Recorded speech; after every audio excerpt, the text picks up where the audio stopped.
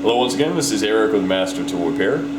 Today we're going to do a short video on how to identify your Husky H1506F or FWH compressor.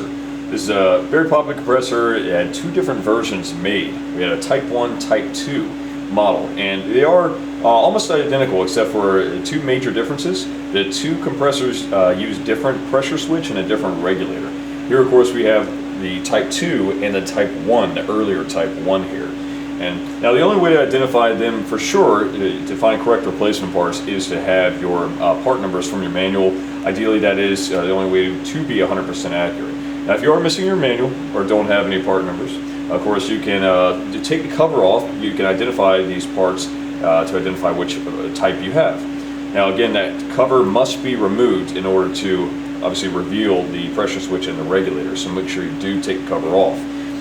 For the Type 1 model, what we have here is a smaller regulator. This is going to be obviously much different. Your original may have a black or a red knob on top to adjust the pressure with. So this particular replacement has a black knob, of course. It has a smaller, like a small black manifold, where it has a four-way manifold. Your inlet, quarter-inch outlet, and your outlet, they're both quarter-inch, and then your smaller eighth-inch right here for your pressure gauge. So it's going to be obviously different. It has a shorter block with basically 4 ports there. So that is the Type 1 regulator, and of course the Type 2 regulator, the newer style, very different. Of course, has your red adjustment knob, two long kind of pipe manifolds off the side that have various female threaded ports here for your gauges, safety valve, your coupler to your line, and of course right here for your pressure switch and outlet. So very different, and the only way to identify it really is to remove that cover. You just inspect which one you have.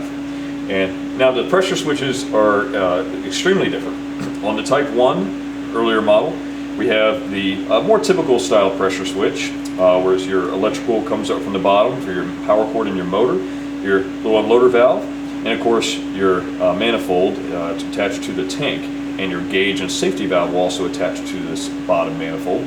And of course here are your contacts here. So larger, more typical, it's type of conventional type of pressure switch on the Type 1. Type 2, extremely different. Very small little pressure switch. It simply has a quarter-inch male thread on one end and 2 leads for the wires, terminals routing to the motor.